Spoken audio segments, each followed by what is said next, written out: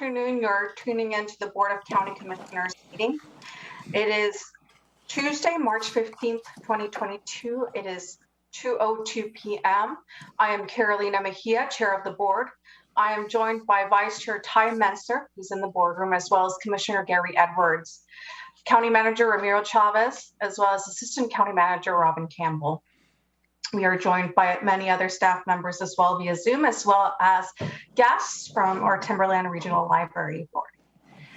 I'm calling this meeting to order. With that, the Pledge of Allegiance is to be led by Commissioner Edwards. And Madam Chair, I've asked Greg Moe to lead us in the pledge. Thank you. To the flag of the United States of America and to the republic for which it stands, one nation, under God, indivisible, with liberty and justice for all. Thank you, sir.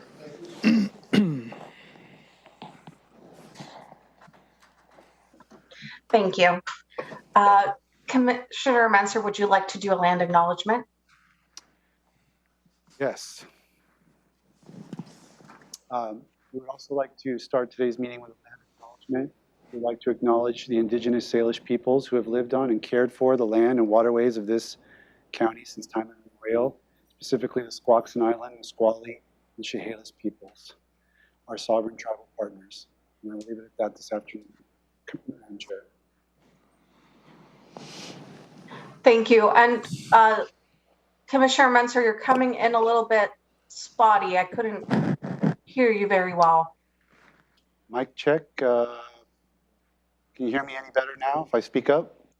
A little bit better, yes. Okay, I'll speak up. Thank you. Okay, with that, is there an approval of the Tuesday, March 15th, 2022 agenda? I move to approve the proposed agenda for Tuesday, March 15th, 2022. Second. Been moved and seconded. Any discussion? I'll call for the vote. Commissioner Edwards. Aye. Commissioner Menser. Aye. Commissioner Mejia. Aye. Thank you. Motion passes. Next is the approval of the board meeting minutes for March 8th, 2022. Is there a motion? I move to approve board meeting minutes from March 8th, 2022. Second. It's been moved and seconded. Any further discussion? I'll call for the vote. Commissioner Edwards. Aye. Commissioner Menser. Aye. Commissioner Mejia. Aye. Next, we have a presentation on the state of the library. County Manager, I'll pass this to you. Thank you, Madam Chair. It's always a pleasure to introduce the Executive Director of the Timberline Regional Library System. Ms. Cheryl Haywood is with us this afternoon, and she will walk you through the state of the library system. Welcome, Cheryl. Thank you, Ramiro. Good afternoon, everyone. Good afternoon, Commissioner Mejia, Commissioner Edwards, and Commissioner Menser. On behalf of the Timberland Regional Library Board of Trustees and staff, thank you for the opportunity to present Timberland Regional Library's 2021 State of the Library and several 2022 initiatives. Before I get started, I would like to recognize that Nicolette Oliver is here today. She is one of your two trustees. And Nicolette not only is one of our trustees, she is also our board president for this year. And your newest trustee, Mary Beth Harrington, has been confirmed by the other 4 counties, and she has begun serving her term. So thank you very much. We are now a full board. Thank you so much. With me today, too, are library managers from our libraries in Thurston County. Erica McCaleb, Yelm Timberland Library. There she is. Linda McKinney from Tenino. Holly Paxson from Lacey Timberland Library and the Hawks Prairie Timberland Library, which I'll talk about more in a moment. Lily Grant from Tumwater Timberland Library, also new, came to us from the Chehalis Timberland Library. And our newest library manager for Thurston County is Brenda McGuigan. So she manages both the Downtown Olympia Timberland Library and the West Olympia Timberland Library. Thank you all for being here. And you're all across my Zoom, all in a row. This is great. Okay, commissioners, you should have received the Timberland Regional Library's 2021 annual report, also available at trl.org, as well as a separate report that focuses on Thurston County. Throughout 2021, TRL continue to innovate and adapt to changing needs, and staff demonstrated their nimbleness and adaptability to these changing circumstances. I want to take this opportunity to thank staff across the district for their continued resilience, collaboration, and can-do-itness. Throughout 2021, our libraries continue to be anchor institutions, playing an essential role in the communities we serve. So here are the highlights for 2021 in Thurston County, based on Timberland Regional Library's 2020 to 2024 strategic direction, focusing on 3 topics. 1, local communities and increasing the library's presence in underserved communities. 2, partnering with agencies to support diverse communities, what we call equity, diversity, and inclusion. And 3rd, empowering children from birth to 5, clarifying what they need and how to provide for those needs. So for Thurston County in 2021, the first big decision by the Board of Trustees was approving the opening of 2 demonstration Lucky Day libraries in West Olympia at Capitol Mall, which opened last summer with a 2-year lease, and the Hawks Prairie Timberland Library, which opened on February 18 of this year with a 3-year lease. Both of these libraries are demonstration, which means that we're showing the public, or we would like to see how the public's going to be using these libraries. And they are exclusively popular best-selling items for all ages in many different formats in these libraries. Also in 2021, during the summer library program, patrons participated in a Find It Thurston County passport map to find libraries and parks and other community spaces. And the third highlight for Thurston County is that the Tenino Timberland Library received a refresh with furniture, bookshelves, painting, and more. Now, in 2021, here are the highlights for all libraries across the 5 counties we serve in Thurston, Lewis, Grays Harbor, Pacific, and Mason counties. Wi-Fi was upgraded at all 27, now 29 libraries and at the service center. We reclassified 13,000 picture books into 14 general themes, a project that we called Picture Book City, so that toddlers, preschoolers, and their caregivers can find new reading adventures more easily. We expanded our collection of checkoutable items. One is called Vox Books for Children, VOX. These are talking picture books in English and in Spanish. It does not require a computer or a tablet or a phone. We also purchased preloaded audiobooks for all ages called Playaways. And we also purchased Playaway launch pads with loaded content focusing on STEM and reading for birth to 5. These are all new formats for us. In addition, I want to remind everyone that we continue with our awesome staff to provide ongoing baby story time, toddler story time, family story time, and bilingual story time available on Timberland's YouTube channel. Now, we've added many online resources last year, too many to go through. They're in the annual report. I do want to mention 3 of them. 1, ABC Mouse. This is an early learning ages 2 through 8 resource for reading, math, and science. For years, we've been able to provide it in our libraries. We now can provide it from anywhere, from your home or your phone or your computer. We also added a Spanish language educational online platform from elementary through high school, and it's called Britannica Escolar and Moderna. And excuse me for my French accent.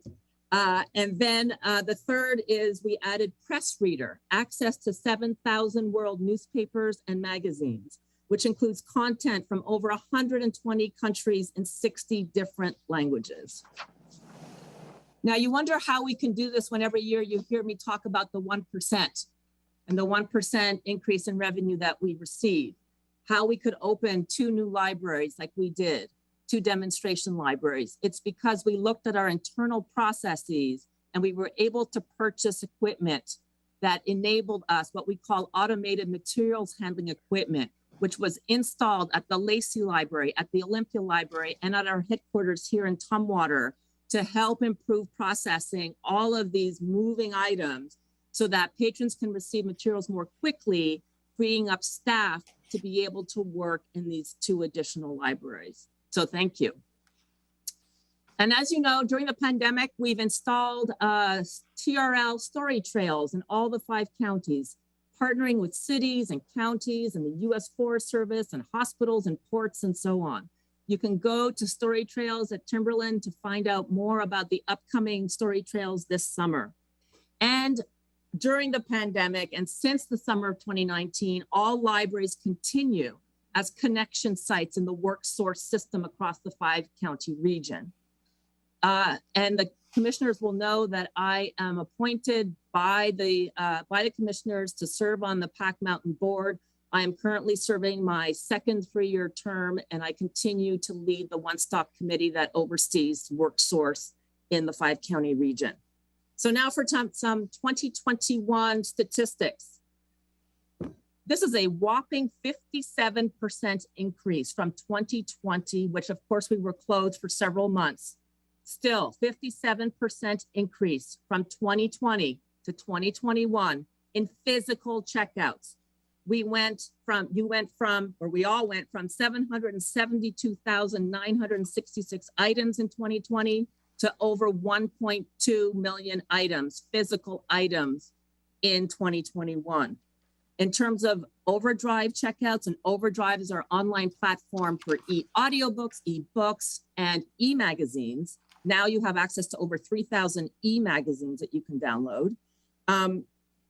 That increased by 14%, also very high for that. It went from 767,000, almost 768,000 to 875,000 in 2021. We have 186,000 active library card users in Thurston County. Okay, so now I get to some of the major initiatives in 2022. Beginning January 1st of this year, we adjusted our open hours for Thurston County. And when you take into consideration Hawks Prairie and West Olympia, we have gone from 228 hours that we can provide service across the county to 330 hours across the county. We are looking at open hours for West Olympia and Olympia, which will be finalized and enacted this May. Most likely, the new hours will include Sundays at West Olympia and will maintain Monday hours at Olympia. And the second project we are working on this year is the outdoor wireless access points install. We're pushing Wi-Fi out into our parking lots. Wi-Fi is available 6 a.m. to midnight, 7 days a week. I want to end by sharing a quote that paints the picture of what Timberland Regional Library has provided to people, especially in the past 2 years. A library in the middle of a community is a cross between an emergency exit, a life raft, and a festival. They are cathedrals of the mind, hospitals of the soul, theme parks of the imagination. On a cold, rainy island, they are the only sheltered public spaces where you are not a consumer, but a citizen instead. Thank you. Do you have any questions? Thank you so much. Okay, questions, comments, Commissioner Edwards? No questions. Thank you, Cheryl. Questions, comments, Commissioner Menser? Cheryl, looking at your stats, can you remind me, physical checkouts, Overdrive, total Overdrive patrons, what is the Overdrive? Is that a online program or? Yeah, Overdrive is the name of the company where we buy our ebooks, downloadable ebooks and downloadable e-audiobooks and downloadable e-magazines. It's just one company called Overdrive that you access with your Libby app if you're using the app. Got it. Thank you. Thanks for the presentation and thanks for all of your team that came to the meeting today. Yes, thank you again for all of what you do, Cheryl. Great presentation. It's great to see, everyone's faces, all the managers here, and the libraries that they represent. Thank you as well to the New Timberland Board President, Nicolette Oliver, for being here today. It was great to see you all. And again, great work. Thank you, Cheryl. Thank you. Okay. With that, that concludes our presentation for today. Thank you so much for our guests. Next is an opportunity for the public to address the board. There are some guidelines. The Board of Thurston County Commissioners welcomes comments from the public. However, there are some guidelines governing such comments to ensure they are appropriate and do not take advantage of the fact that most meetings are televised.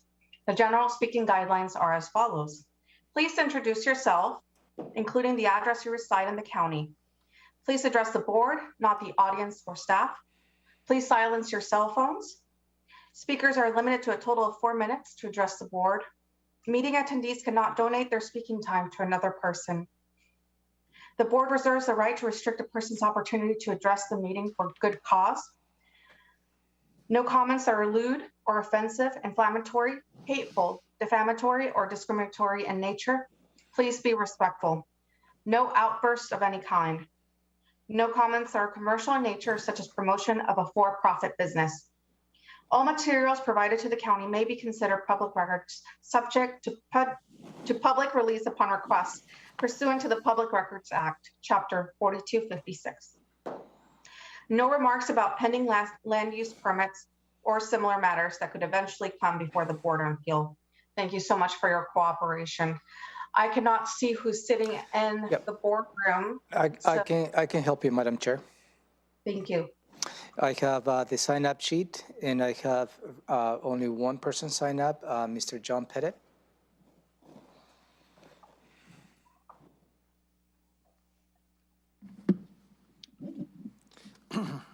Good afternoon, Commissioners. My name is John Pettitt. I live at 9725 Rich Road, Southeast in East Olympia. I'm going to start out with giving a couple words. Integrity and credibility. Integrity and credibility only come through actions that present themselves to show us that. Now, today I'm going to talk about something that has been very, very disturbing. In this last week, as I continue forward with an appeal of some decisions that were made by the Board of County Commissioners, I found that it appears last year there's a big lack of integrity and credibility within the commissioner's office in terms of certain things occurring. One of those things occurring is the falsification of resolutions. Now, that's a very, very serious thing. I don't even know at this point why you choose to make a resolution if the resolution that you make a motion on isn't the resolution that's produced at a later time and date. Now, I have two particular ones which I have some questions. And since I'm addressing the board, I think it's appropriate. First question is this. Resolution number 160140. That particular resolution isn't just done once, it was done twice. Once it was done prior to July 17th of 2021, and then it was done again on March 1st, 2022. This supposedly was adopted June 29th, 2021. How does that happen? Do you just erase the previous ones because you don't like it? The words aren't what you want to see? Because staff decides to put in their own attachments that they want, an updated version they want to make and create? Now, that's very troublesome because this has to do with certain things like capital facilities plan and a budget amendment. The next one is resolution number 16045. 16045 was created through a motion made by Commissioner Mejia, which provided for attachments A, B, C, D, and E. And it had certain numbers tied to it within the draft, and it even had certain numbers tied to it within the structure that was made previous, earlier in the day numbers, but we come up with a totally different resolution. Why do you make motions and resolutions if you're just going to have staff write you something and then you sign it? Now, I want to mention one thing here. I did take special note that Commissioner Mejia, who was not the chair at the time, in signing this late version, she noted the date on it when she signed it. I think she knew there was something basically wrong with it, that she was being set up for failure by staff. But the problem is you're using the same staff that has provided false information. Unfortunately, this is fraud. Somebody needs to go to jail. And you know, if you get convicted of fraud, let's say you were an attorney, you may never be able to practice being an attorney again. You need to get your matters in order, and that starts with taking care of whatever caused this to happen. I'd like a full report given back to me exactly how all of this happened and who was the perpetrator in creating the fraudulent documents. Thank you. Anybody else on the boardroom like to put up testimony? Nope. Madam Chair, go into the Zoom screen. First, I have Mr. Esther Cronenberg. Please go ahead and mute yourself. You have 4 minutes. Yeah, hi, commissioners. I sent you an email last month and wanted to make sure you read about the federal court cases passed December that ordered the EPA to protect endangered salmon and orcas from toxics in Washington state waters.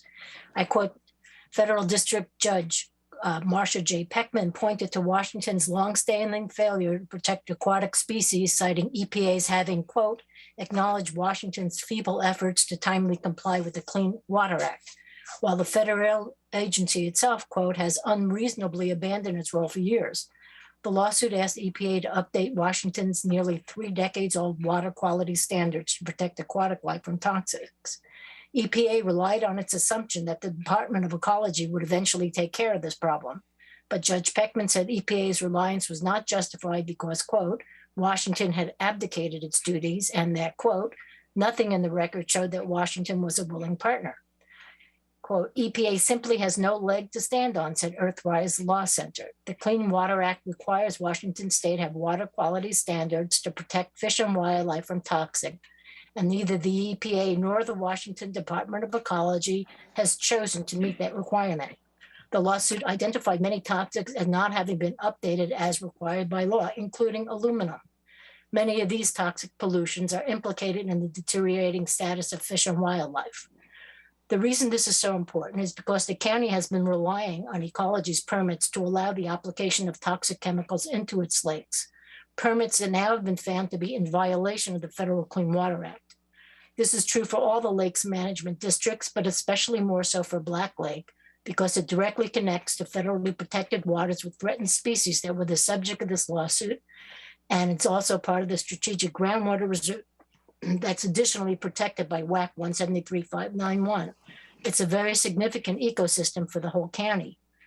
Also, there's a recent series of articles in The Intercept based on whistleblower testimony and evidence that detailed how industry pressured some administrators in the EPA to grant clearance for toxic chemicals based on data that was ignored or falsified. We cannot abide that type of influence peddling corruption in our county.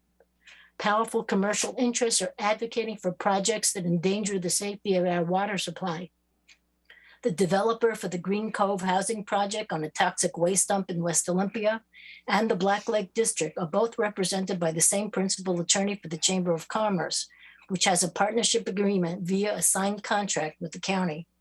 I'm not a lawyer, but as a member of the League of Women Voters who's interested in government fairness and transparency, this looks illegal, and if it isn't, it should be. I can't think of a more important function of government than protecting the water supply. I believe you believe that too, and I encourage you to use your powers towards that end. Thank you. Thank you. Next, I have County Assessor Stephen Drew. Would like to provide testimony, Stephen.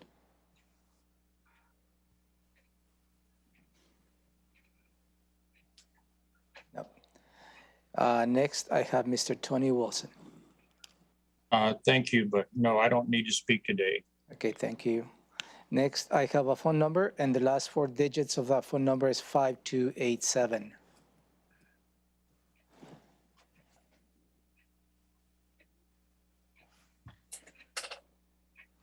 I believe that concludes the public testimony, Madam Chair. Hello. Why can't you get on? Okay. So with that, we will move on to county manager's update. Yes, thank you, Madam Chair. Hello. Yeah. Hello, this is Jerry Durker. I was the 5287. Hello? Hello. Yes, we called you. I'm sorry, I apparently couldn't get through. I was still being muted. Okay, so, It took him a second to unmute me. okay, we'll give you 4 minutes, sir, to provide. Thank you. Can we get a timer up? 1 second. Yeah. I know you can't see it. I'll let you know when you're getting close to time. Thank you, ma'am. Go ahead. Thank you. My name is Jerry Durker. My number is my address is 2826 Cooper Point Road Northwest, Olympia, Washington, 98502. First, I want to thank Mr. Edwards for voting no on the last week on the contract for Thurston Thrives that was given to the Chamber of Commerce just before we had our hearing and stuff last week, and at 3 o'clock, where I tried to ask for a point of order right at first, pursuant to the RCW 4236, the Appearance of Fairness Doctrine statute, and Article 2, Section 30 of the Washington State Constitution, to ask that because of the obvious conflicts of interest that members of the county commission have in giving out no bid contracts to the Chamber of Commerce, when the Chamber of Commerce's attorney and one of their principal executives, Ms. Burgess, is the attorney for the Black Lake District and others. Obviously, there's a problem here, and she should, especially since the prosecuting attorney's office has a organizational and institutional membership with the Chamber of Commerce. Obviously, the county attorney, who has been acting to advise the commissioners on these matters, has improperly acted, since she is in a direct conflict of interest with, and not just a violation of the Appearance of Fairness Doctrine, which has to be brought up right at first. In fact, the whole procedure that was done this last week in front of the commission was completely outside of any standards of due process and equal protection, since if it was a purely legislative action, it would have required a SEPA determination and the disclosure of all documents under the State Environmental Policy Act long before any hearing was done. None of these things were done, and obviously a petition for dissolution, like a petition for dissolution of marriage, is a petition for dissolution of a district is a quasi-judicial or adjudicative thing, and especially since the prosecuting attorney and Mr. Chavez said that the prosecuting attorney had substantive and procedural problems with our petition. I have substantive and procedural problems with not following procedural due process of having a SEPA determination before you take an action and before you take a legislative action. Okay, I'm sorry, but those kinds of things, and before you conduct a supposed public hearing on a matter. You have 30 seconds, Mr. Durker. Thank you very much. Since we were the petitioners, we should have been granted the ability to put out our petition ahead of time and given meaningful opportunity to be heard by the commission, and obviously we weren't. This violates equal protection and due process, and this is a very serious problem. Finally, the bond attorney did say that same thing that we did last year, that the bond would make the county Thank you, sir. liable. Your time is up. The county's bond does not have that provision. It has a provision that says the county's not liable. Please wrap for it up, the sir. bond, Please wrap which it up. means Your it's an time is up. illegal bond. Thank you. Thank you. Thank you. Okay. So next, we will move forth on county manager's update. Yeah, thank you, Madam Chair. Last week, you received some public testimony asking the question as to what the county has done during the January 2022 flood response, mainly in the South County. I'd like to provide you with an update. The total disaster assistance submission, we helped 118 individuals and 5 businesses. That totaled $20,988, which included flood debris disposal vouchers and additional stuff in the Rainier and Rochester drop boxes. We conducted 73 debris transactions at no cost to those citizens impacted by the flood. We spent $582,000 related to flood response, which included sandbags, road crews, debris management, and other activities. We also spent $2,460 of well water testing, which helped water testing of 82 well sample processed, which at no cost to those citizens. Also, United Way provided assistance close to $10,000 that included 10 households, and within 42 individuals associated with that assistance by United Way. Overall, the county and the United Way combined, we spent $615,469 in response to January 2022 flood, mainly on the South County area. And that's all I have for you. Thank you. Questions for County Manager Chavez, Commissioner Edwards, No questions, thank you. Commissioner Menser? Thank you. Okay.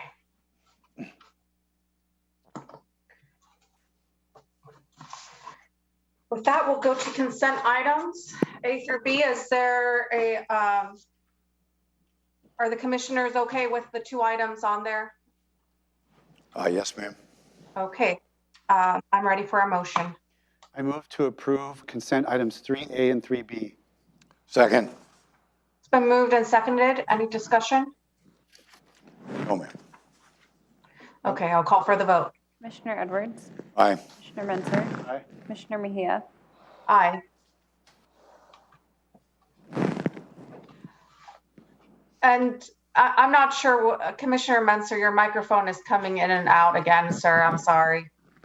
I voted aye, but I'm not sure what's wrong with the mic. It's showing that it's on. There we go. It's popping up now. Okay. Okay, thank you. Okay, with that, we'll move on to department items. First item, community planning and economic development. 4A, official docket of comprehensive plan and development code amendments for 2022, 2023. And I see Christina Chaput here. Go ahead. Thank you. Good afternoon, Commissioners. Christina Chapeau in for my interim planning manager with the Community Planning Division. This item before the board today is to request the board approve the 2022-23 official docket of the comprehensive plan amendments and the 2022-23 official dockets of the development code amendments.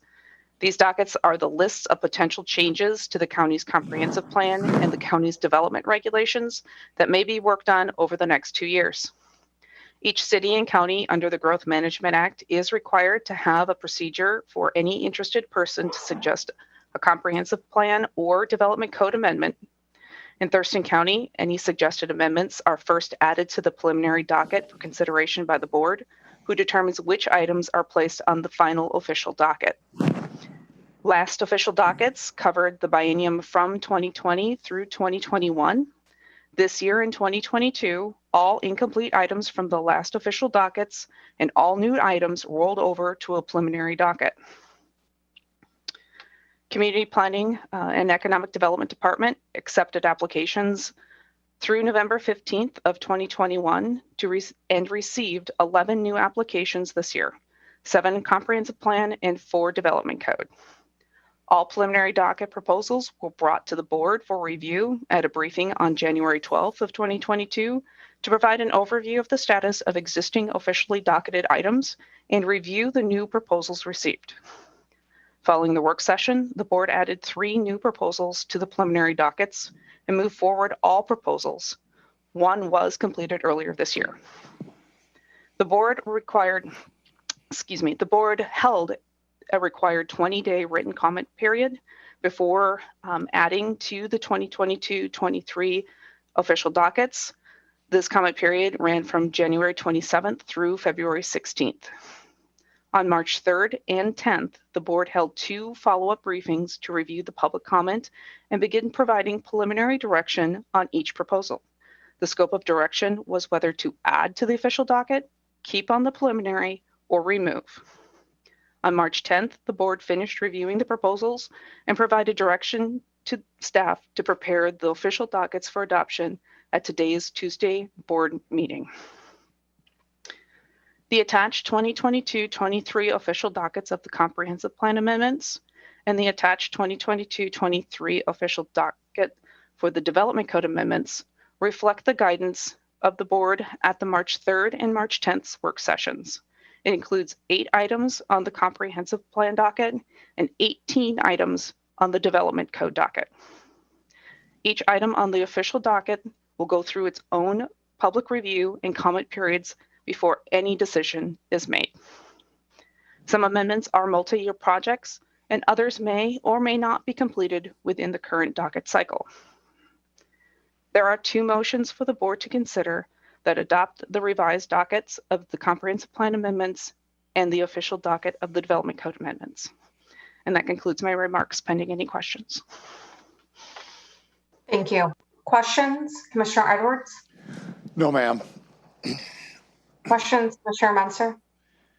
Chris, can we go over those numbers again? I heard you just say 8 and 18, but what did those numbers mean? Correct. There are 8 on the comprehensive plan amendment docket and 18 on the development code docket. The dockets for Thurston County are split into 2. Okay, I thought there was like 23 items carried over, and we carried over, I think, all but 1 of those, and then we added like 11. So I'm not seeing where that comes up to 8 and 18. 1, 2, 3, 4. I don't have the paperwork in front of me, but that's... But it's, for instance, a couple of items, you roll it into items. So, and some of the decisions that you made also eliminated some items. Because they got rolled into other items. Yeah, so the 26 item number, Chris related is correct. I checked, that's 26. Okay, so once the dust settled on all of those. So that was the initial conversation that you embarked on, but through your decision-making process. Just to clarify, see if my recollection is correct, every single previously docketed item was carried forward except for 1 that the Planning Commission had evaluated and recommended that we not move forward. Am I remembering that correctly?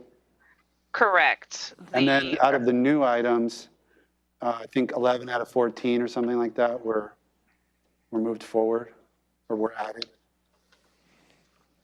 That does seem correct based on the information I have in front of me. Yes. And the ones that were not added were kept on the preliminary docket, so that no item, I don't believe the board removed any item from consideration, as we have in the past, by eliminating it from the docket, preliminary docket.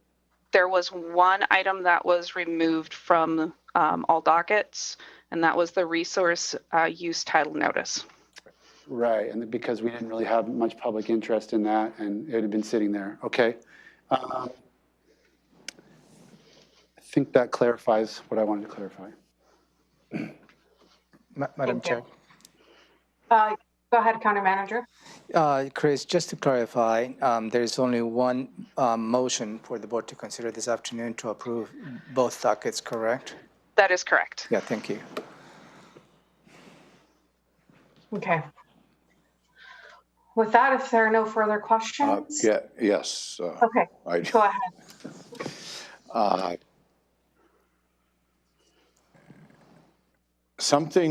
Well, first of all, let's see. We heard this last week as a work session, if I remember right. Is that right, County Manager? There was 2 consecutive. 2 weeks back? Yes. Over the last couple of weeks. You don't happen to know those dates, do you? Yes. March 3rd and March 10th. Yeah, there she goes. Yeah. 3rd. March 10th. And Chris, do you remember the time that they might have been heard? The March 3rd would have started at 9 o'clock and ran till noon, and the March 10th started at 1 o'clock and ran till 3, or a little over. Okay, I guess what I wanted to point out to the public basically was that if you had interests in any of the items that we discussed on this docket that is coming up for a vote, you might review our televised meeting of March 3rd between 9 o'clock and 12. Clarification, the March 3rd briefing was from 1 in the afternoon to 3 in the afternoon. And the March 10th was from 10 in the morning to 12 noon. Okay. So March 3rd, the March 3rd discussion was between 1 and 3. Yes, sir. 1 in the afternoon to 3 in the afternoon. And March 10th was 10 in the morning until noon. Yeah, a little bit past over noon, but Yeah, I mean, these are rough estimates of when we that's correct. might even have a break in there somewhere. And then this morning, there was a fair amount of discussion around 10 o'clock if you watched our agenda setting.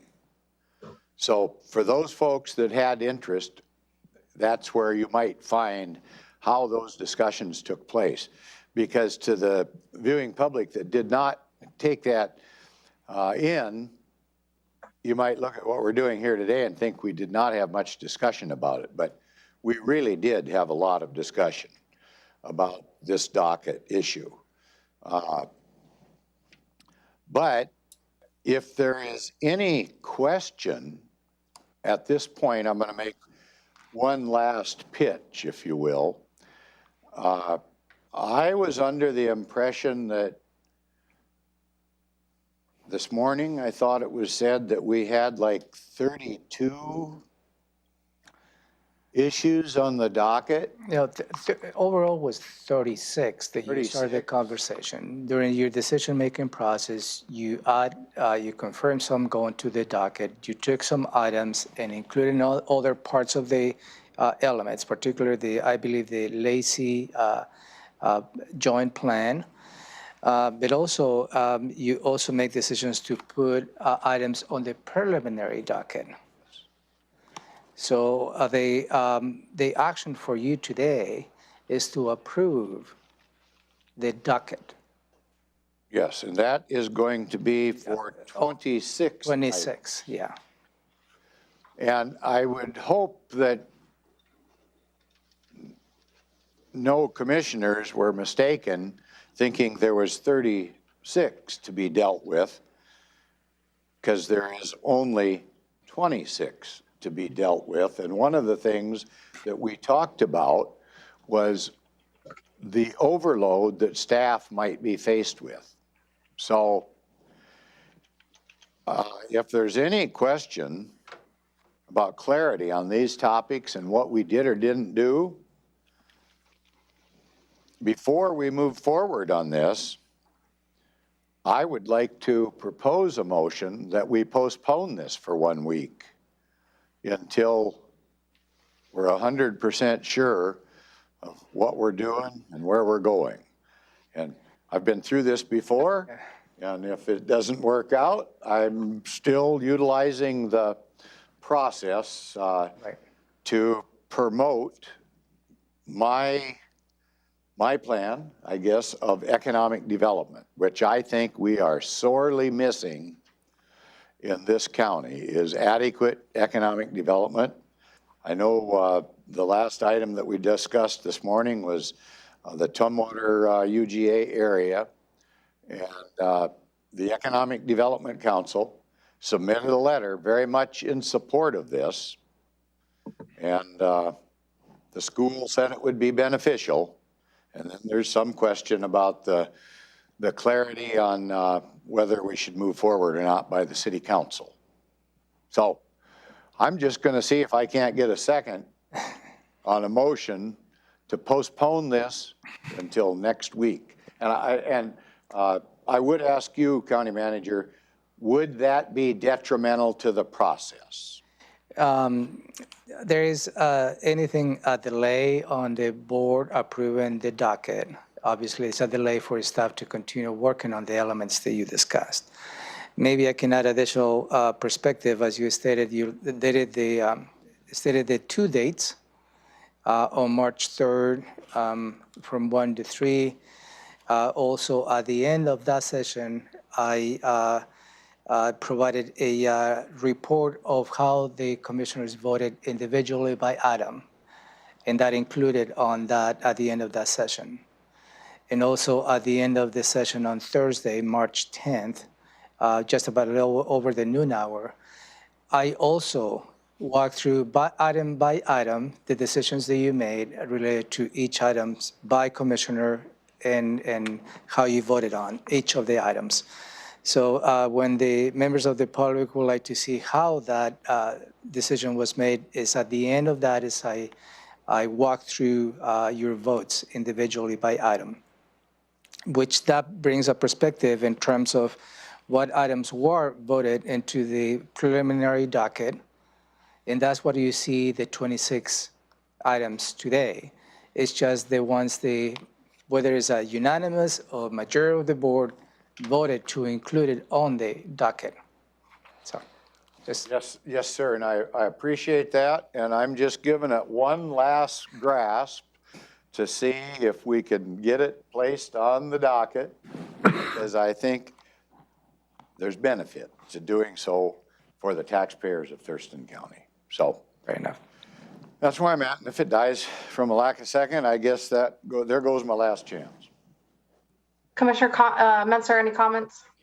Yeah, I just want to say 2 things. One is to address the specific issue addressed by Commissioner Edwards. My understanding of the staffing situation was not based on the number of items. It was based on knowing that we needed 2 to 4 more staffers just to address the items previously docketed, and we added 11 new items to the docket. So I think we're well beyond any capacity, and the board's going to take, I think, up adding staff to that group later this year, but it's not going to be at that level.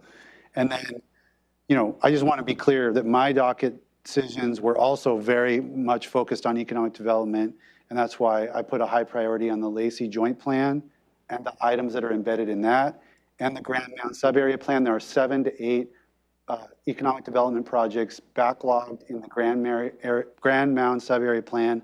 I want to get those through, and that's where I landed on those. So, and it did matter to me that the Tumwater Council did not support this, but I did not support removing it from the docket. I want to give it consideration when we have the staffing resources to do so. But it can't be seen as a high priority at this point. When we have a backlog in Grand Mound, we have a way overdue Lacey Joint Plan. Talk to any member of the Lacey City Council and ask them what the #1 thing holding up issues of development in Lacey's urban growth area boundary, which is the biggest and fastest growing area of our county's economic development activity. It's the lack of the counties getting the joint plan done. So that's been my #1 priority since I joined the board. When I got on the board, The joint plans were in purgatory. They were not being worked on. We've gotten them moved up the priority list. We've gotten Tumwater done. Lacey will be one of my top 3 priorities for this year. And so that's where I'm focused when it comes to economic development. That's based on input I have from Lacey City Council members. So my comments are, we discussed this a lot this morning, and it was a very difficult decision for me. But, you know, Commissioner Edwards, you know, is this item really important to you? That's my question for you, Commissioner Edwards. Oh, yeah, well, it's not important to me. I have nothing to do with this particular item. I just think it's very important to the economic development in Thurston County as laid out by our Economic Development Council that we all participate in. And they were very enthused about this project, as was the school district enthused about having a separate location. Commissioner Menser and I have a disagreement on where maybe that school should be located, but you know, I guess I have to say that's what makes this country so great compared to what's going on in Russia, for an example. Here we can have very civil discussions about these topics and differ, and then the process will prevail.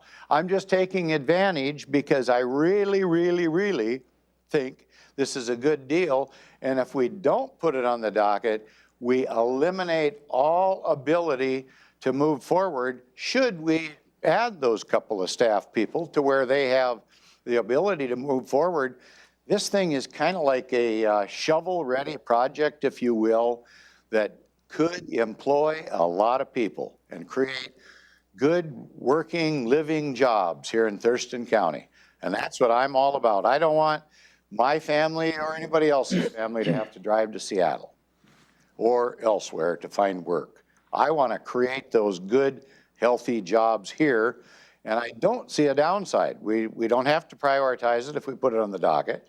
I've been through this all before. I'm being a bit repetitive because we probably have new folks watching this meeting compared to the meeting that we had this morning. So I don't want to be disrespectful by beating a dead horse, but we might have new viewers. And so, yes, I do feel it is very important to the economic development of our community. Should the opportunity present itself and we would be able to move forward, we definitely cannot do it if we don't vote on this. So I see the county manager's got his hand up as part of this civil discussion we're having. I just want to confirm the decision the board made on this particular item was to include it on the preliminary docket. So the board did not eliminate it from the docket. That's true. And for the members of the public, preliminary docket means that you will automatically revisit this item next year. So as a point of clarification for the members of the public. And thank you. And that revisit it next year is part of the bureaucratic process. That's called delay, but it happens, and that's the process that we live within. So thank you very much for pointing that out, sir. Commissioner Edwards has been Go ahead. very, very passionate about adding this matter on. I will confess, I was under the impression that we were at 34 items. I believe that's the number I said this morning. And so I understand how it's 26 because we did roll some, and I remember all of that. I have my notes. So I appreciate that clarification. When will we get to decide? My question is, when will we get to decide the priority of all of these matters? Ma'am, as soon as the board approves the docket, then we'll schedule a briefing where the board will decide what priorities you would like to place in each one of them. And maybe in next 2 weeks, is that right, Chris? That's correct. Yeah. Could I make one more comment, ma'am? One more. Just Go ahead. Just quick, promise.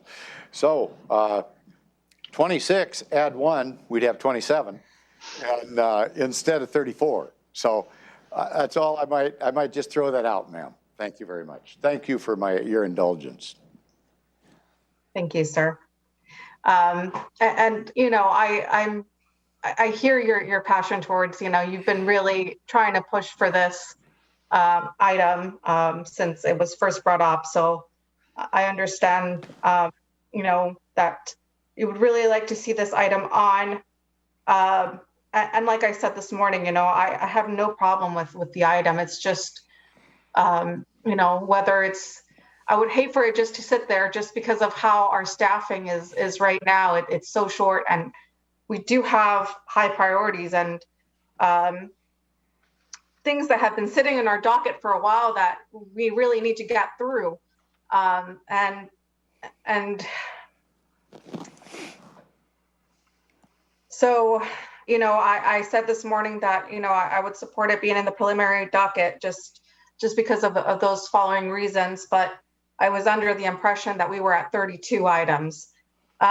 With it being, you know, I understand the other items have been rolled over. They do take a little bit longer time, even if they're rolled over, just because, you know, now they're looking into a little bit more things. So I just, again, want to thank you, Commissioner Edwards, for your points of bringing that forward and for making this decision as difficult as it's been.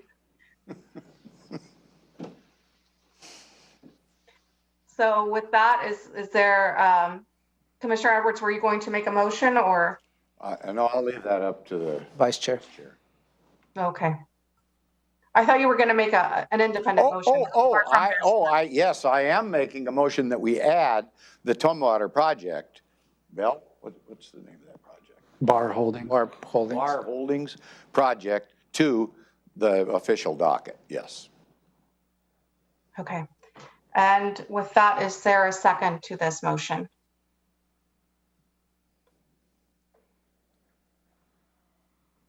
I'll second it. Any discussion on this?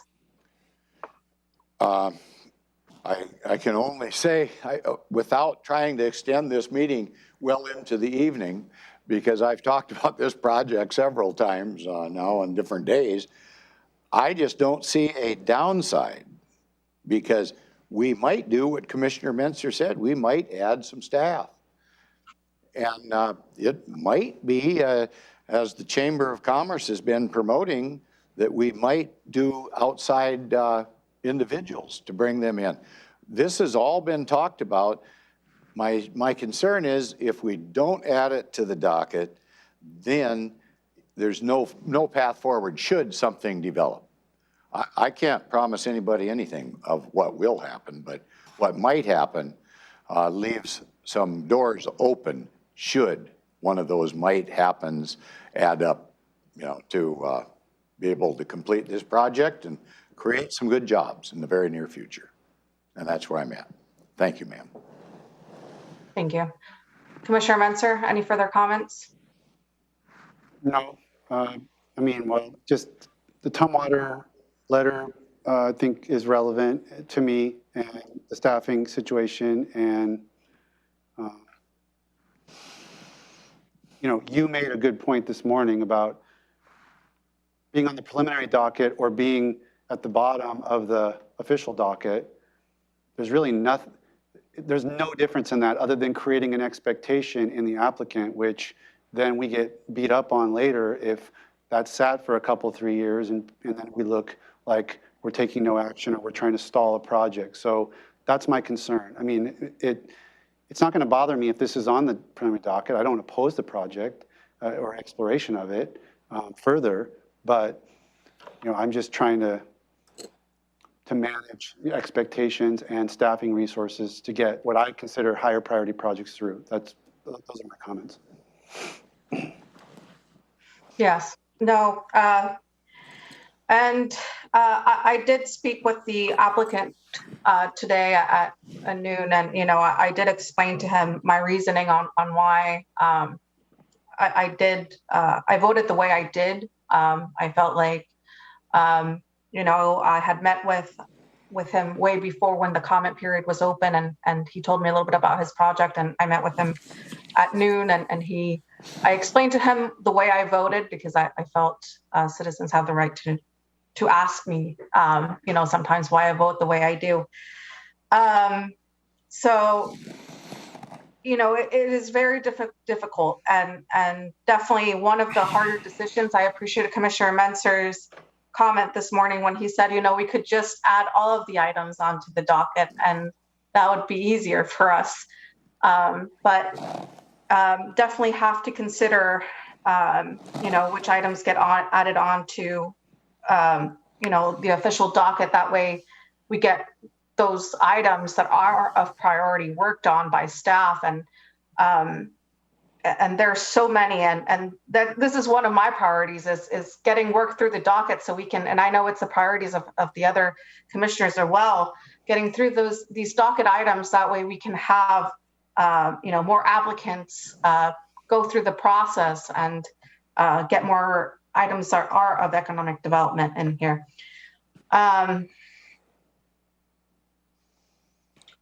So with that, you know, I'll go ahead and I'll call for the vote. Commissioner Edwards, Aye. Commissioner Menzer, I abstain. Commissioner Mejia, I'll vote aye.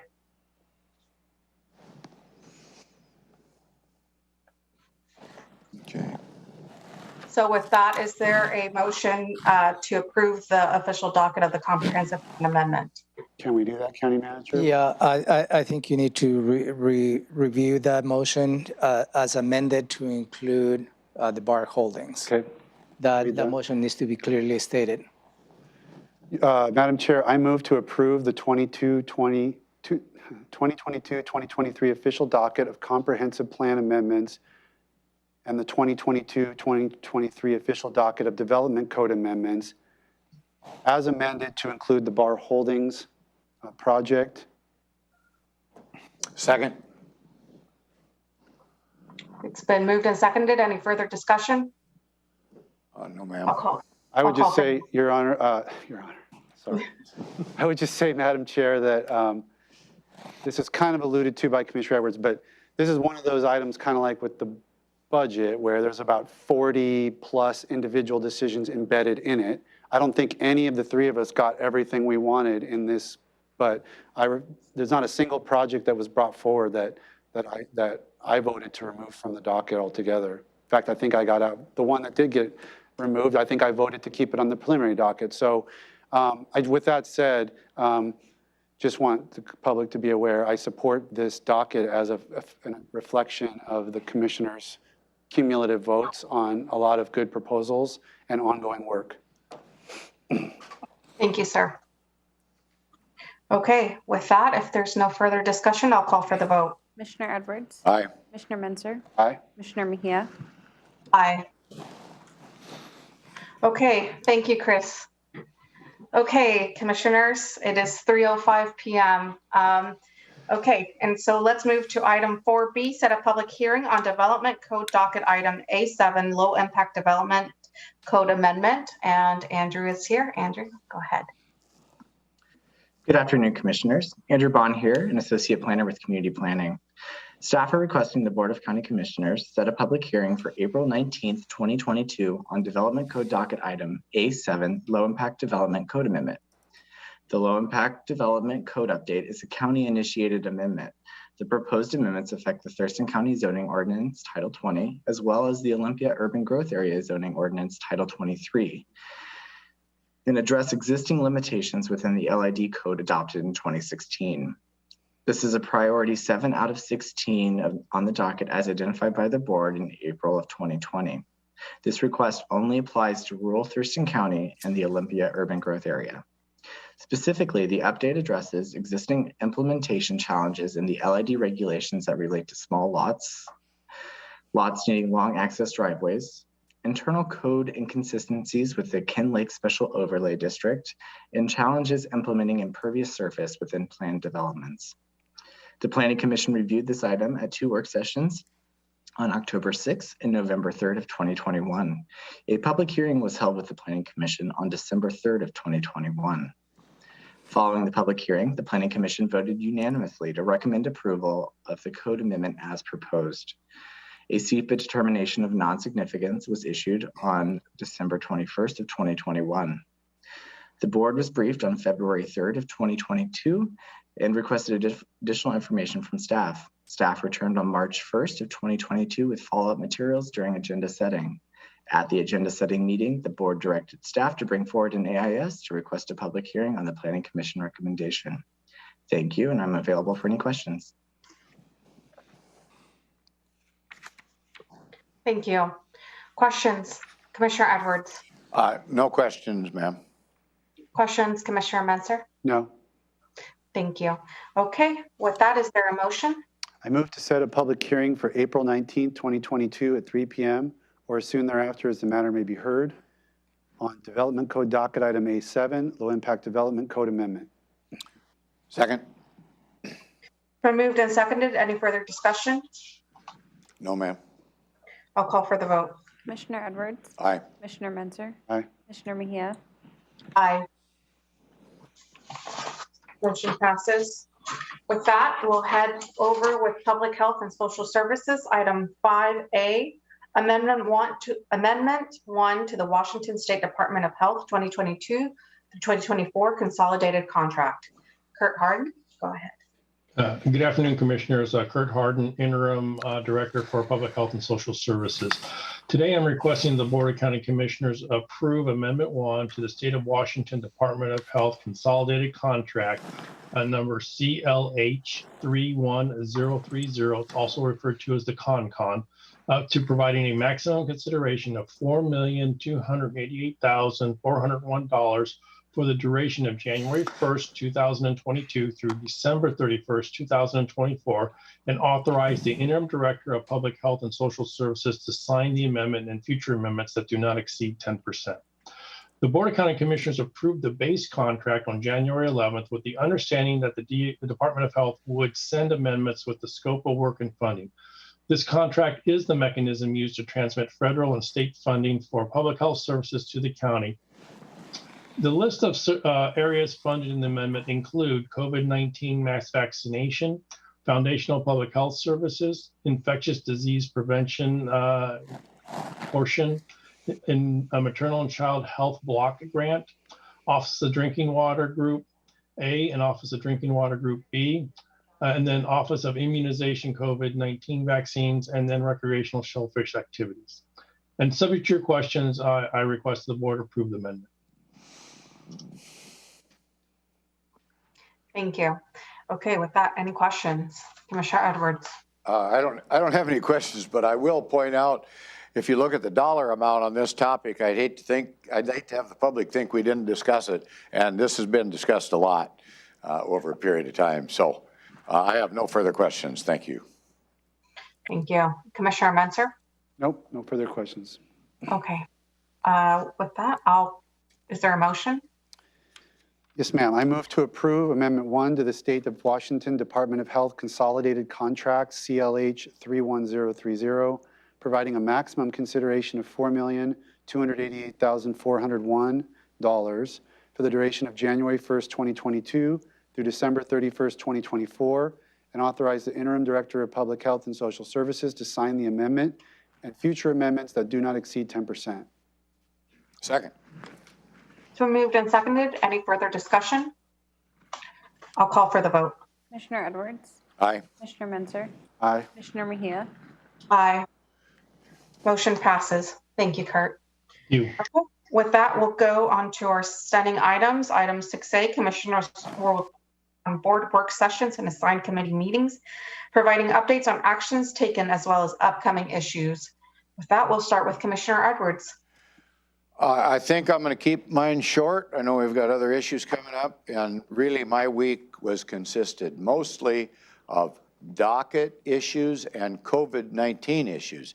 And I think what brought such attention to the COVID-19 issues was the fact that the governor had come to this area where we're now going to change some of the rules again. And a lot of people had a lot of questions about that. So that'll be my report, ma'am. Thank you.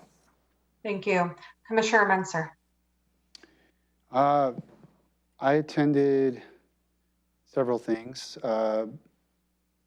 Thurston Conservation District scoping exercise regarding a potential sort of new physical site that they'd like to try to put together over time. Climate Action Steering Committee agenda setting meetings, Executive Committee for Alliance for Healthy South Sound meeting, meeting with a group called WITA. Not sure exactly what it stands for, but it's a Washington trying to address broadband projects across into smaller, less rural, but ultra-rural areas of not Thurston County, but across Washington State. Getting some input from them. Had an opportunity over the weekend to attend the Lacey Cultural Celebration at St. Martin's, which was excellent. And that wraps up my report. Thank you, sir. My report is I attended the Pac Mountain Auditor's result on an audit that they have by the Secretary of State. I attended the first WASAC Boards and Commissions Appointment Process Review Committee. And so that was just interesting conversation that we had about how future appointments and how we can update our procedures in WASAC in regards to appointments to statewide committees. I attended the WASAC Virtual Assembly, a very interesting conversation about BHSOs across the state. I did a site visit at the Meridian and Yelm construction site, and it's going well.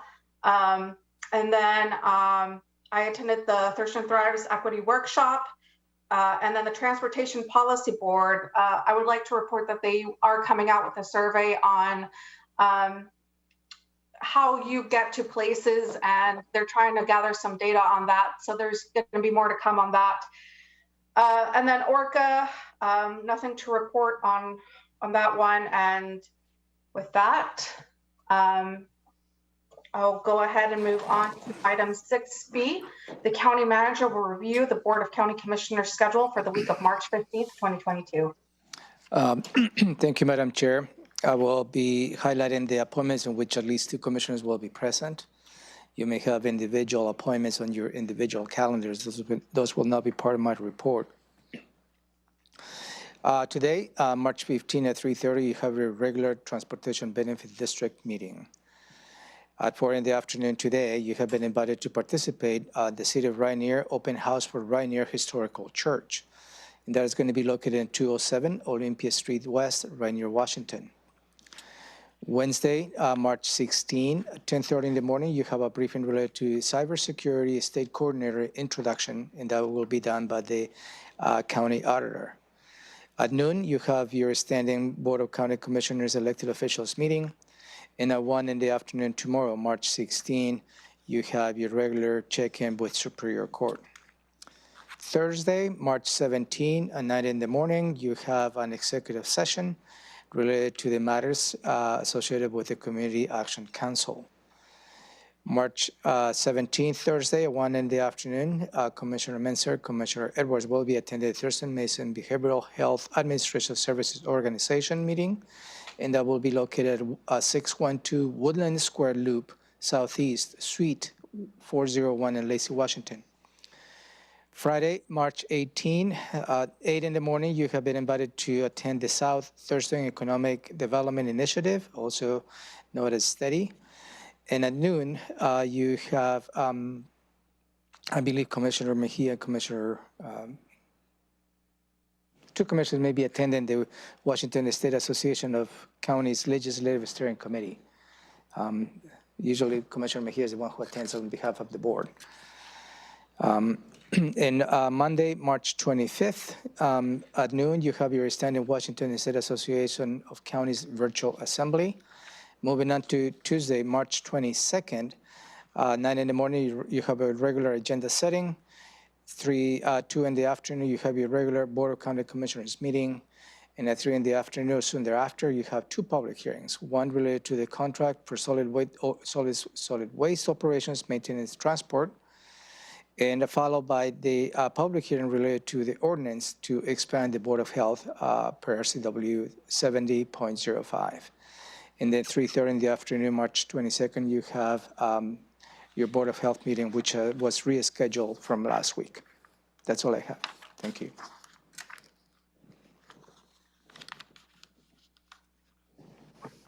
Thank you. Okay, with that, we will be meeting again at 3:30 for the Transportation Benefit District, and that is in a different Zoom link for those that are tuning in or would like to attend. And it is 3:17. If there are no further comments or questions, we are adjourned. Thank you. Thank you.